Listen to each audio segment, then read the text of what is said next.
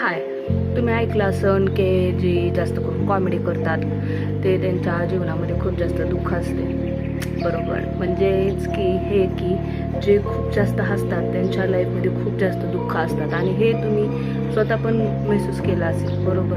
आणि तेच लोक जास्त ओव्हर थिंकिंग करतात, कोणत्याही गिल्टमध्ये जातात.